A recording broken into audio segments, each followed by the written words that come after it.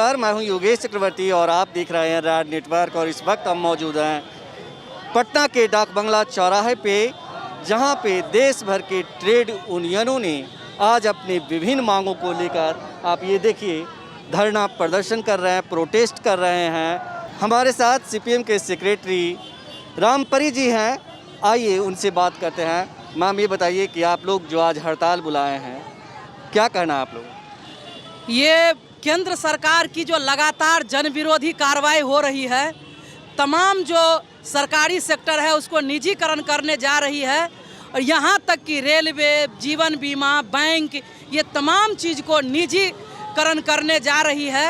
और जो छटनी हो रही है लगातार, जो स्कीम वर्कर करोड़ों की संख्या में है, उन स्कीम वर्कर लगातार अपने मानदेय के लिए, सरकारी नौकरी पक्की करने के लिए लड़ाई लड़ रहे हैं। लेकिन सरकार का जो रवैया है कि उनकी सरकारीकरण नहीं करके, बल्कि उनको जो है स्कीम वर्कर के रूप में न्यूनतम मजदूरी भी नहीं दी जा रही है। इन तमाम मुद्दों के साथ साथ सबसे बड़ा मुद्दा जो आज इस देश के अंतर्गत, जो कृषि प्रधान देश है, जिस किसानों के ऊपर आज तलवार लटका हुआ है, 3 अध्यादेश ला करके जिसका बिल पास भी कर दिया है, जिसके चलते किसान और ज़्यादा आत्महत्या करेंगे।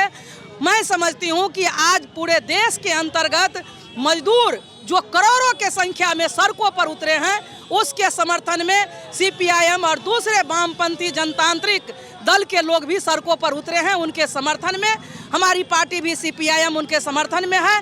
और ये लड़ाई पूरे देश के पैमाने पर है। पटना के डाक बंगला चौराहे पर आप देख रहे हैं कि पूरा डाक बंगला चौराहा पटा हुआ है।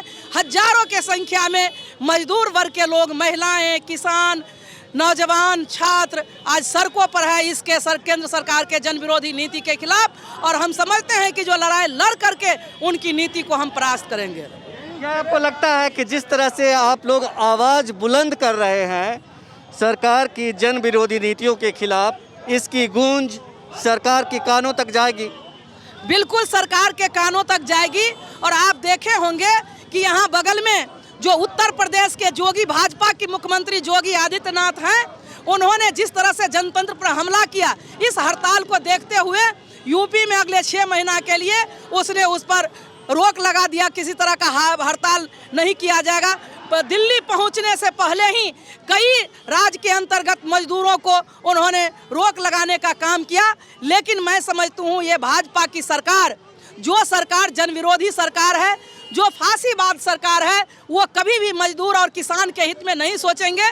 उनकी जो गलत नीति है, उस नीति को हम परास्त करके रहेंगे, इस संघर्ष के माध्यम से, मजदूर एकता के माध्यम से। लेकिन जिस तरह से आज देश भर के, खास करके पंजाब और हरियाणा के किसान दिल्ली मार्च करने वाले थे, लेकिन दिल्ली को में किलाबंदी कर दी गई है सरकार की ओर से, कोई घुस नहीं सकता। क्या लगता है ये सरकार जो है जनता की आवाज़ को कुचलना चाहती है? बिल्कुल, ये सरकार जनता की आवाज़ को कुचल करके अपनी मनमानी करना चाहती है। लेकिन उनकी मनमानी नहीं चलेगी, क्योंकि जिस तरह से पिछले दिनों भी आपने देखा, सितंबर महीना में 2 सितंबर को भी हड़ताल हुआ था, आज भी और कल भी किसानों का है, और ये लगातार चल रहा है। हम अपनी एकता और संघर्ष के बदौलत उनके जो भाजपा का मंसूबा है, मजदूर विरोधी, किसान विरोधी मंसूबा, देश विरोधी मंसूबा, उस मंसूबा को चकनाचूर हम संघर्ष के बदौलत करेंगे। ये हमें पूरा विश्वास है कि सरकार को पीछे हटना पड़ेगा। मजदूर वर्ग की जीत हो करके रहेगी इस लड़ाई और एकता के बदौलत। लेकिन अमित शाह जी तो कह रहे हैं कि हमें लगातार राज्यों में जो है चुनावों में जनता का समर्थन मिल रहा है। उन्होंने अभी पश्चिम बंगाल जा करके बिहार का उदाहरण भी दिया है।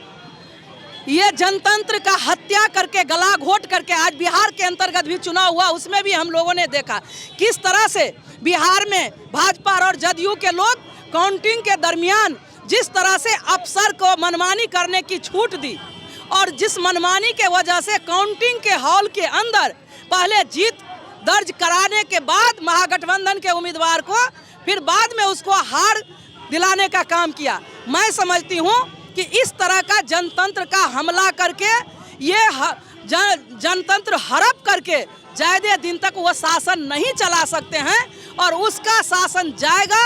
और सही मायने में जो जनतंत्र, वामपंथ और जो धर्मनिरपेक्ष प्रेमी लोग हैं उनका जरूर राज आएगा, जिस राज में गरीबों का, मजदूरों का अधिकार मिलेगा।